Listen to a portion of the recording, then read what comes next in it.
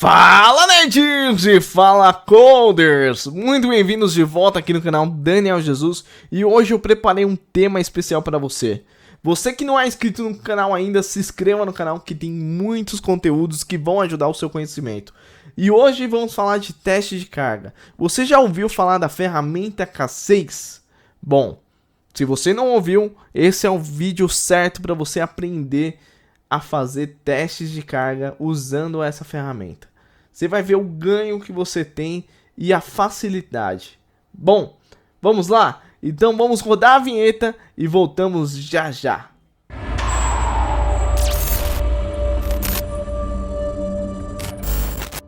Estamos de volta, nerds e coders, para falar exatamente da nossa agenda. O que a gente vai aprender nesse vídeo? Bom, primeiramente a gente vai entrar no tópico inicial. Vamos aprender o que é um teste de carga. Beleza? Após dele, a gente vai aprender o que é o K6 de fato. O que é o K6? Depois desse tópico, a gente vai aprender os casos de uso da ferramenta K6. E por último, a gente vai finalizar com chave de ouro esse vídeo, fazendo um exemplo na prática de implementação do K6 para os testes de carga. Beleza? Então bora lá e não vamos perder nada sobre esse curso. Até mais! Bom, agora vamos falar o que é um teste de carga. O teste de carga refere-se a um teste como um subconjunto do processo de um teste de desempenho de software. Isso mesmo, nerd, que normalmente também inclui vários outros tipos de testes, como testes de estresse, testes de imersão, testes de pico, testes de resistência, testes de volume e testes de escalabilidade. Isso mesmo. E entre outros tipos de teste. Então a gente pode se afirmar que um teste de carga está relacionado ao desempenho de um software. Isso mesmo. Então a gente vai ver exatamente se aquele software aguenta mesmo um tranco. Beleza? Então bora lá, vamos falar do próximo tema. Chegou o momento de falarmos o que é o K6. O K6, nerd, ele é uma ferramenta de teste de carga de código aberto e gratuita. E com essa ferramenta é capaz de detectar regressões de desempenho da sua aplicação e problemas mais cedos que podem ocorrer, permitindo você construir sistemas mais resilientes e aplicativos mais robustos. Portanto, nerd, o K6 ele utiliza a linguagem JS, JavaScript, isso mesmo, para a criação dos seus cenários de teste. Com isso, vamos para o próximo tema agora. Bom, nerds, chegou o momento de falarmos dos casos de uso da ferramenta K6. Portanto, o K6 ele é utilizado por desenvolvedores, engenheiros de controle de qualidade e até mesmo DevOps. Eles usam essa ferramenta, nerd, com o objetivo de testar o desempenho de APIs, microserviços e até mesmo sites. E os casos de usos comuns dessa ferramenta são o teste de carga e o monitoramento de desempenho. No teste de carga, o K6 ele é otimizado para consumo mínimo de recursos do sistema. É uma ferramenta de alto desempenho projetada para executar testes de alta carga. Isso mesmo, nerd, como testes de pico, estresse e absorção, em ambientes de pré-produção e controle de qualidade. Já no monitoramento de desempenho, nerd, o K6 ele fornece ótimos primitivos para automação de testes de desempenho. Isso mesmo, você pode executar testes com uma pequena quantidade de carga para monitorar o desempenho de seu ambiente de produção. Olha que bacana, esses são os casos de uso da ferramenta do K6. Agora vamos para o próximo tema, falar um pouco mais. Bom, nerds e coders, chegou o momento mais esperado, né? Depois de entendermos sobre a ferramenta K6, agora entraremos no conceito mais técnico para ver a prática como isso funciona. Então, para isso, a gente vai fazer um exemplo na prática da implementação do K6 em alguns cenários de teste de carga da nossa API, beleza? Mas para isso eu preciso de um pré-requisito. Eu preciso que você tenha conhecimento da linguagem JS, JavaScript. E com isso, você precisa também ter em mãos uma IDE chamada Visual Studio Code. A gente vai utilizar nesse vídeo. Então, chega de enrolação e bora pro código. Bom, nerds, já estamos na minha máquina e vamos fazer exatamente o nosso exemplo na prática usando o K6 para testes de carga. Para isso eu vou criar minha pasta do meu projeto. Escolhi um diretório específico onde eu guardo alguns repositórios e eu vou colocar, uma nova pasta chamada curso K6. A partir do momento que minha pasta do projeto está criada, eu vou fazer o procedimento de instalação do K6. No meu caso, estou utilizando o sistema operacional Windows e realizarei a instalação do gerenciador de pacotes Chocolatey. Então, caso você não tenha instalado o Chocolatey, você precisa instalar o Chocolatey. Bom, o Chocolatey, ele é esse sitezinho aqui, ó. Tem todo o procedimento, toda a documentação para que você possa fazer a instalação dentro do seu sistema operacional. A partir dele, a gente consegue instalar o K6, tá? Para que a gente possa rodar os nossos testes. Perfeito?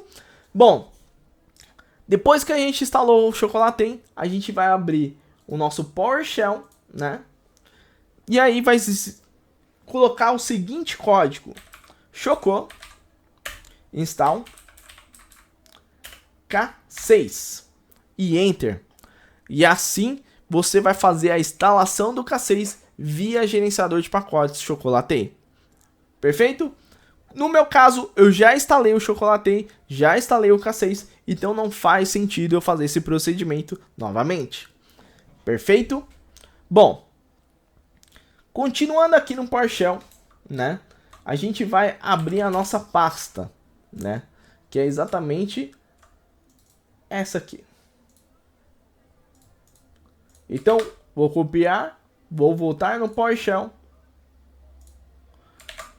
abrir minha pasta, e vou seguir com os seguintes comandos, Vou digitar aqui npm, Caso você não tenha um npm também, que é um outro tipo de gerenciador de pacotes, você precisa instalar, No meu caso, eu já tenho um Node aqui e eu já tenho o npm dele, beleza?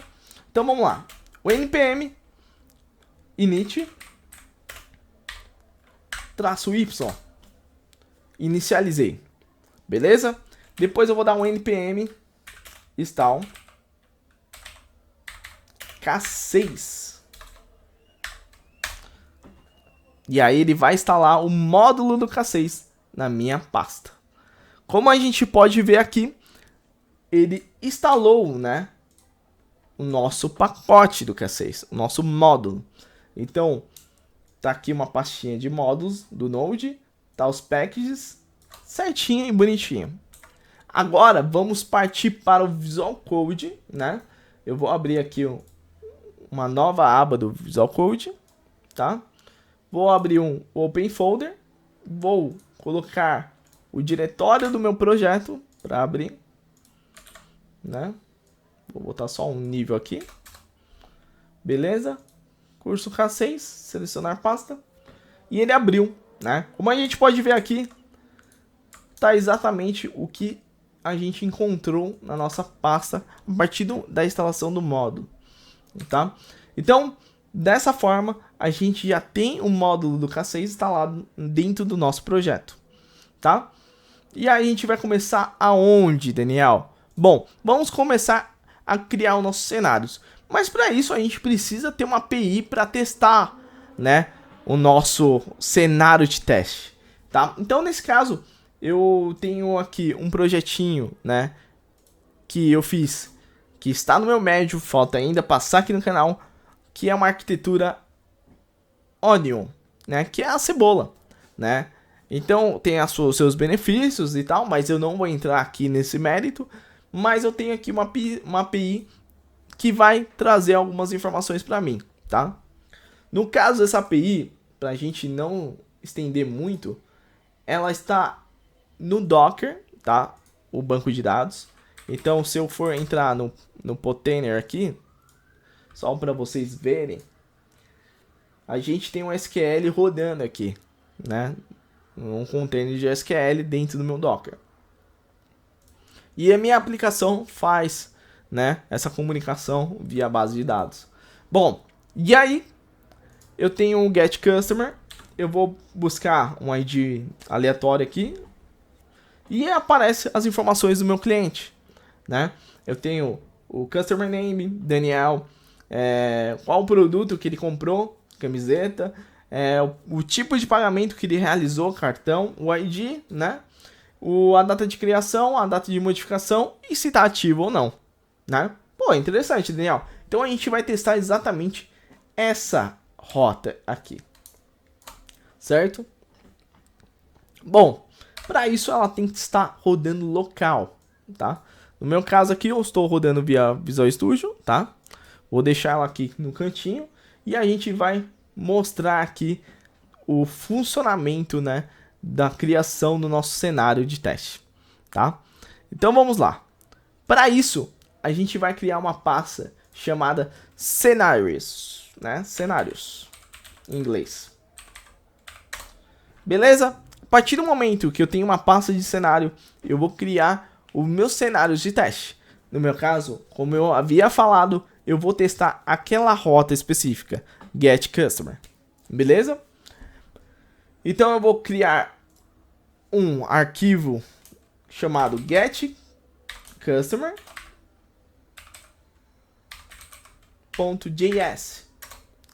que é JavaScript.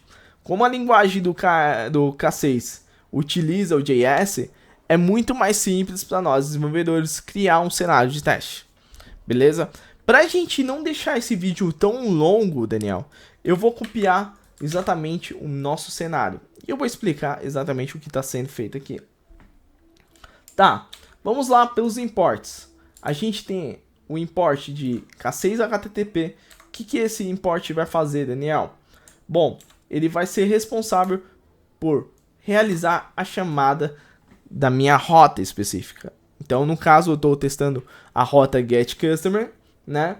E então, ele vai fazer esse response, né? Essa requisição. Temos aqui o outro import, o sleep, né, do K6, dormir, né? Como conhecido em várias linguagens. A gente tem também aqui K6/metrics, que quer dizer o quê? São objetos de métricas. Olha que bacana. Eu tenho um counter que eu não estou utilizando agora, mas eu tenho o rate e o trade, tá? Bom, nerd, o que é o rate e o trade, né? Vamos lá falar um pouco desses caras, tá? Mas primeiramente, antes de a gente entrar no trade e no rate, né? A gente vai explicar exatamente o que eu estou fazendo aqui, tá? Bom, aqui eu estou fazendo exatamente variáveis de métricas, para a gente ter um entendimento melhor. Bom, Daniel, mas o que é o trend, né? E o que é o rate? O rate, galera, ele é um objeto para representar uma métrica personalizada, tá? Que mantém um controle de percentual, né? De valores adicionados que não são zeros, tá? É uma das 4 métricas personalizadas que o K6 oferece. Beleza? E o trade? Pô, o trade representa uma métrica personalizada que permite um cálculo diferente de estatísticas sobre valores adicionados, como mínimo, máximo, média e percentual. Beleza? Então, entendendo o trade, né? E o rate, a gente vai falar exatamente desse bloco aqui, tá? Bom, eu criei variáveis de métricas, né? Como a gente pode anotar aqui, tá? Então, o que essas variáveis de métricas fazem, Daniel? Vamos pegar a primeira aqui, tá? Pra gente entender melhor. Esse carinha aqui, o getCustomerDuration. É uma variável que representa o tempo de milissegundos da requisição. Legal, Daniel. Mas, então, no momento que eu faço a requisição aqui, eu tenho um tempo de duração. Olha aqui que interessante. E eu adiciono com uma tag chamada getCustomerDuration. Então essa string que a gente está vendo aqui é um tagueamento para a gente identificar no momento da execução dos testes de carga. Tá?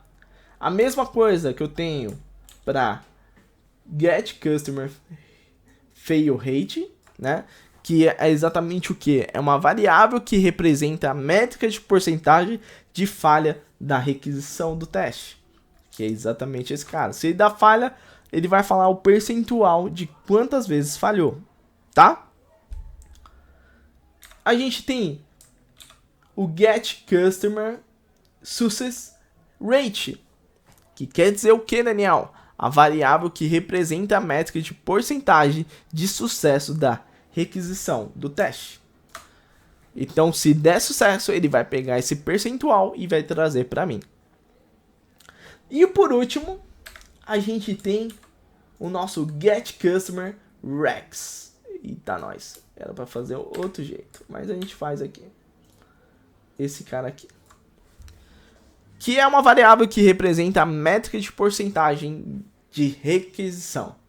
Bom, legal, Daniel. Bacana. Então eu tenho as minhas métricas aqui, né? E aqui eu adiciono os valores.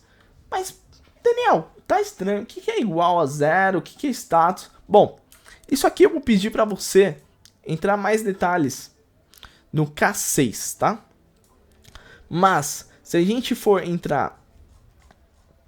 Deixa eu só dar uma olhada aqui. Aqui, né? Vou abrir para vocês. Na documentação do K6, que é exatamente esse cara aqui. Aqui tem toda a documentação explicando certinho, tá em inglês, mas você pode traduzir de alguma maneira ou outra, tá? E a gente fala mais pra frente aqui ó. Expectativa do response, né?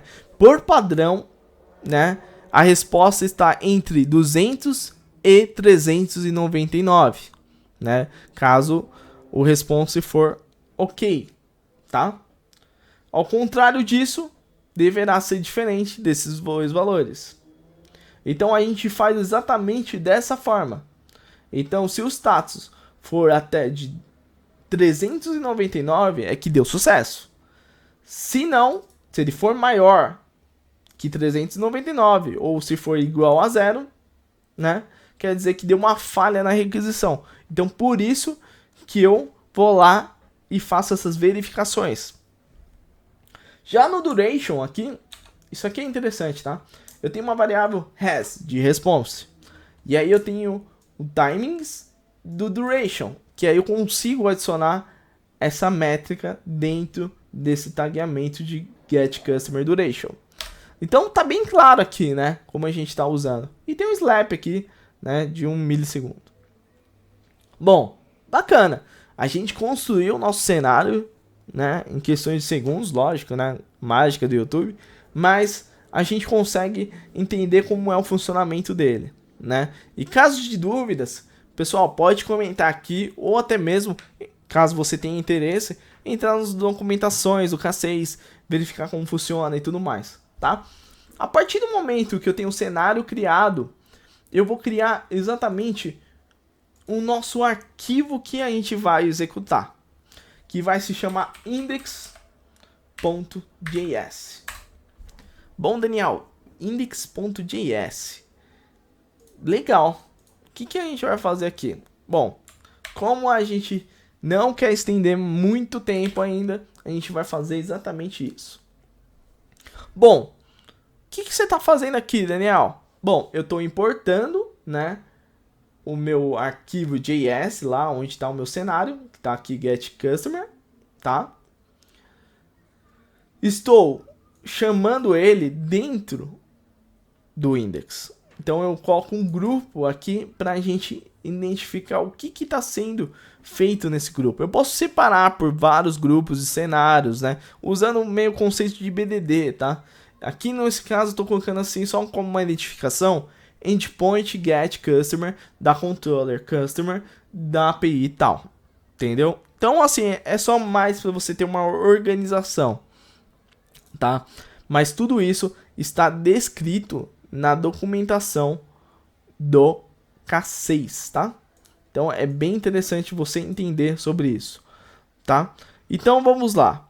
Quando a gente fala do arquivo index, né, eu usei essa funcionalidade do groups, do K6, para agrupar, né, caso eu tenha vários scripts, vários cenários, eu posso agrupar em vários grupos, né, e identificá-los de maneira rápida, né. Então ele facilita na análise de resultados do teste de carga, que a gente vai ver daqui a pouco, tá bom? Bom, e se eu falar que já terminamos, você acredita? Só tô testando uma rota, né? Caso eu fosse testar outra rota, Daniel, eu colocaria na pastinha de cenários, né? E aí, se eu tiver duas controllers, né? No meu caso só tem uma, eu poderia colocar uma pastinha do nome da controller e os cenários que eu tenho nela, entendeu? E aí eu posso fazer o que quiser, tá? Eu posso fazer mudanças na requisição? Você pode sim, não tem nenhum problema. Mas você precisa implementar lógicas para que toda vez que execute, vai mudando o ID, né? Depois eu explico mais com detalhes sobre isso. Mas, de uma maneira simples, a gente só está testando a rota do getCustomer, tá? Aí depois que a gente termina a criação dos cenários de testes e até mesmo do nosso index.js que vai chamar esses cenários, a gente pode executá-lo via terminal do próprio Visual Studio Code. Então, new terminal, tá? E aí eu vou colocar o comando k6 run index.js.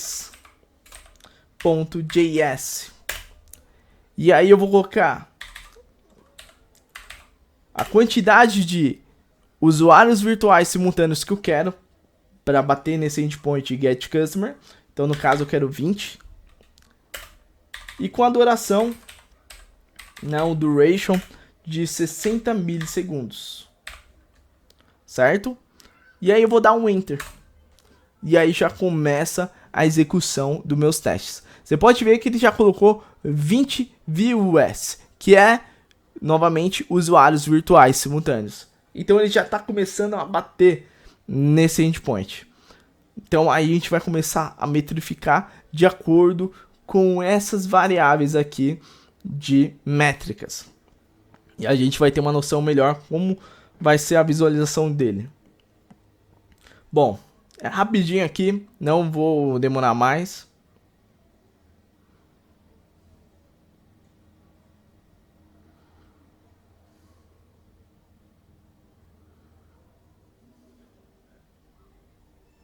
E aí, enquanto vai executando, né? Não deixe de se inscrever no canal, né? Que isso é importante para nós, que essa aula chegue a mais pessoas, né? E caso você tenha interesse também de ler, tá o artigo lá no meu Medium. Bom, e aqui ele começa a falar. Tá vendo aqueles contadores que eu coloquei? Ele já tá aqui, ó. É uma tag, né? E ele começa a falar exatamente o quantos falharam. 0%. Então, né? Chegou a não falhar nenhum procedimento de requisição. Deu tudo sucesso, né? Porcentagem de requests 100%, né? Ele concluiu, ele não chegou a dar nenhum erro, algo do tipo. E aí tem a duração, né? O mínimo, o médio, o máximo, né? Tá tudo aqui, né? Olha que bonito. A gente consegue saber exatamente que foi máximo de 21 ou 20 usuários simultâneos, né, que bateram nessa rota, e mostra tão bonitinho. E olha que só, ele mostra exatamente o grupo, né, como a gente descreveu no index. Aqui, ó, endpoint get customer controller da customer da API e tal. Beleza? Espero que vocês gostem desse vídeo e até o próximo vídeo. Até mais.